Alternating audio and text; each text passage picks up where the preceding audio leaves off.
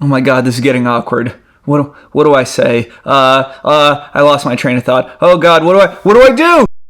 You might have felt like this if you've been in a situation where you're talking to someone new and then suddenly you don't know how to respond anymore, or you're at a loss for words and you're terrified about that awkward, dreaded silence. But what I want to show you today is that awkward silence doesn't have to be awkward. In fact, it's only going to feel that way if you actually feel it is and you make it that way. Let me explain. People can only see your external body. They can't read your mind. They can't hear your inner monologue. What they can see is your body language, your comfort levels that are being expressed through that. Are you avoiding eye contact? Are you fidgeting? And all those other signals that we see, okay, this person is really uncomfortable in this moment right now. But if you can find a way to seem comfortable on the outside, even when you're terrified on the inside, nobody's the wiser. So before even thinking about what you want to say next, I want you to get really comfortable slowing down and relaxing, because most people do the opposite in these situations. They rush to respond, which creates a lot of anxiety and tension in their mind, and it's not going to be organic, because we know that when we're having good conversation with people we're comfortable with, we're not usually thinking ahead 10 steps or what's going to be an interesting question. We're just trying to be present and relate to what was just talked about or go into something else we're curious about. But that doesn't happen when we're, fueled with anxiety. That just is not where creativity lives. Where it lives is if you slow down and you just kind of relax and you drop your body language. Maybe you lean back in the chair, lean back against the wall. If you have a drink, you take a nice slow sip, okay, and you put it down.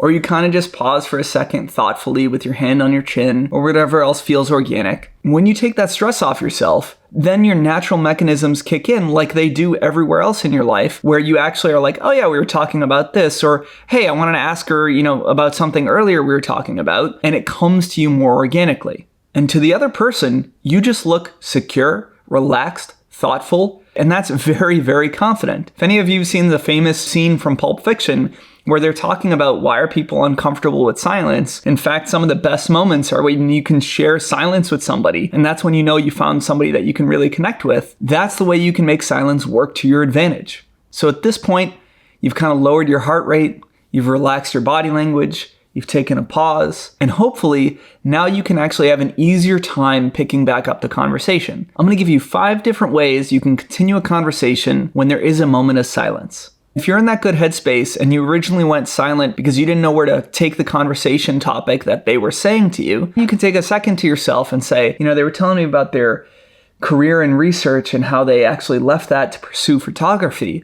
Oh, wow, that's really crazy. That's so scary. I've wanted to change careers too. And now you can express that honestly. Or maybe there's some curiosity that bubbles up where you're like, I don't know how she had the guts to do that or he had the guts to do that. Let me ask them about it. And then that's going to be a lot more authentic and feel naturally woven into the conversation. You can even consider a story where you had taken a big risk similarly yourself, or maybe you quit one job and found a better job, and share that with the person.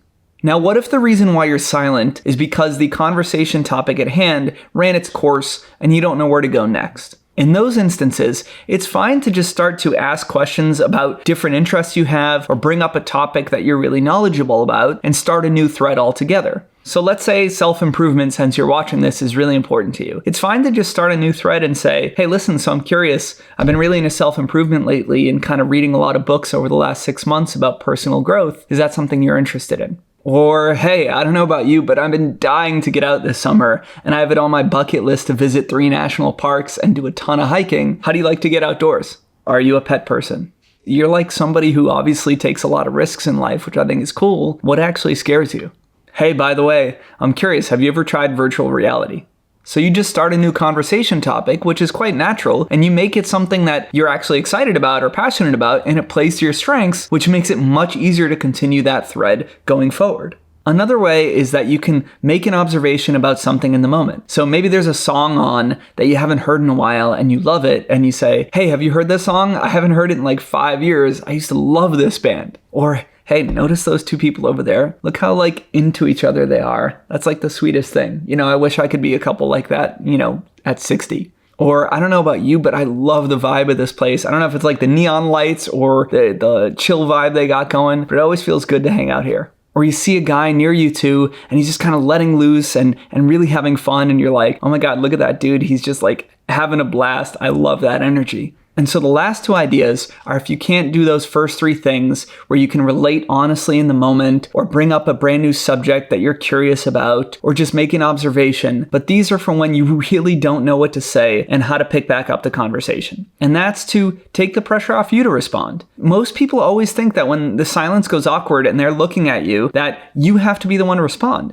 No, sometimes it's okay to make it on them and look at them and say, hey, by the way, I've been kind of talking your ear off. Tell me about you. What's your plans coming up for the week? Or, hey, I feel like I've been asking you a ton about yourself. What do you want to know about me? And that way, to them, you look really comfortable and like you've been relaxed. And then you're the one saying like, hey, why aren't you talking? I want to get to know you. And then they're going to take the lead there. And great, now the weight of the conversation's off you and you can just listen. And the final idea is to just be honest about when you don't know where to take the conversation or you lost your train of thought. You could just say something like, hey, I lost my train of thought for a second. Can you remind me where we left off? Or, hey, I kind of forgot what I was going to ask you about the trip. Tell me more about your plans. Or even just admitting sometimes that you were a little nervous or flustered in the moment. There is confidence in showing your weakness, as long as you own it, where you're like, hey, I was having a really good time and I gotta be honest, I was kind of in my head for a second. I lost where we were. So remember, silence does not have to be an enemy. It can be one of your greatest allies and an amazing way to show somebody how comfortable you are with them and how secure you are in your own skin.